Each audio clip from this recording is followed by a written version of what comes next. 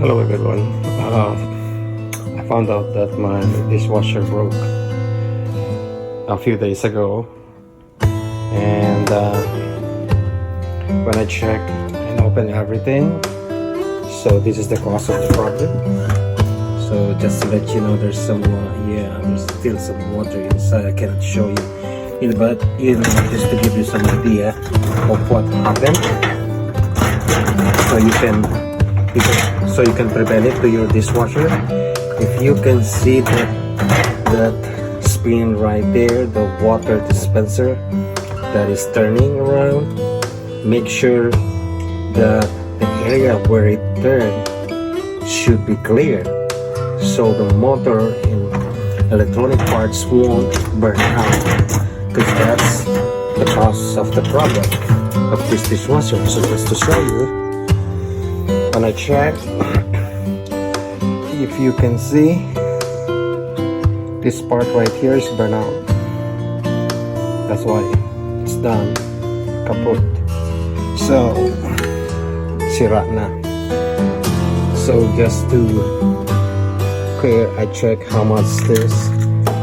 It will cost me almost $200 just for this alone. And the thing is, if I'm going to replace this, order a new one, parts, I don't know how long it's gonna be, or some other things, get affected.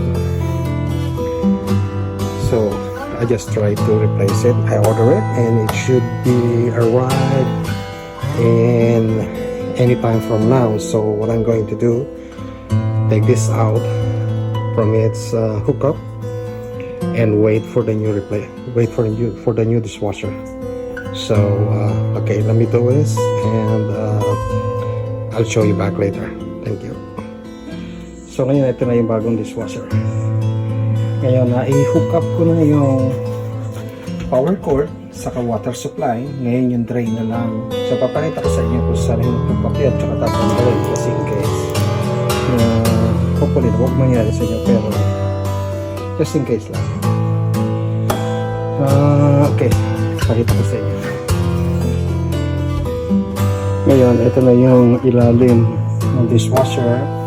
Na-connect na yung electrical wire niya. So simple lang yan, black to black, white to white, tapos crown to crown. Ngayon, i-cover natin yan dito. Lagyan natin yung pinaka-cover niya. Kasama yan dito sa package. So ito yung cover niya. Yan, yung screw, tapos kasama rin yung water drain, hose. Ito yan.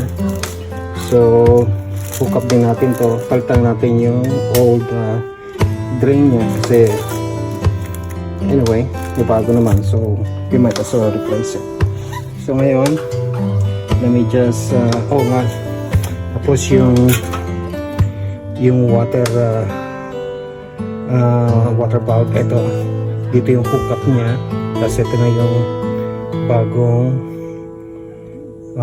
water line natin na papasok sa dishwasher. So yun ang hookup niya ngayon dito sa ilalim. So hook up naman natin tong drain niya, which is on the other side of this dishwasher. So let me just do this and see you back. Okay, ngayon na-hook up ko na yung water supply at saka yung power cord na coveran ko na rin. So ngayon, dito tayo sa kabilang side. Ito yung drain line na sinasabi ko. Ngayon, iba-iba ang setup nito.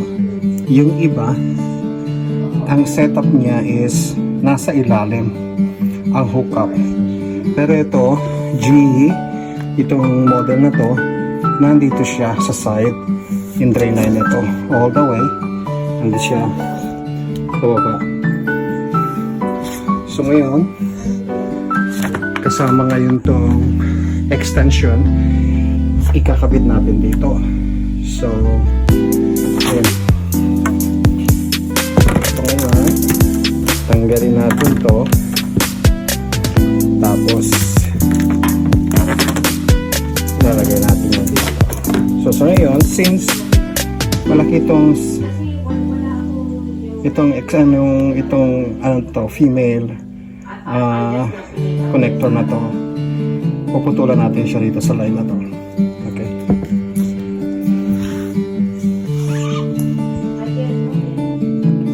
So yan na, i-hook up ko na. Ito na siya ngayon. At na-ipasok ko na dito sa tray ng sink connected sa disposal.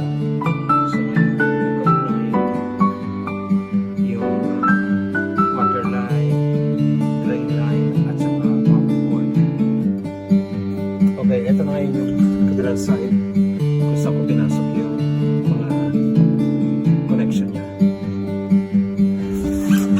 So yun yung old water line, which is tatanggalin ko kasi kapag kasi matagal na eh. It's been like I think 10 years na yata. Okay, just to show you, I just checked it already. Look, medyo basa pa siya. So everything okay, no leak underneath. Everything is, oops, sorry. So that's it, all done. May sisirain na naman. Right, thank you for watching. Bye now.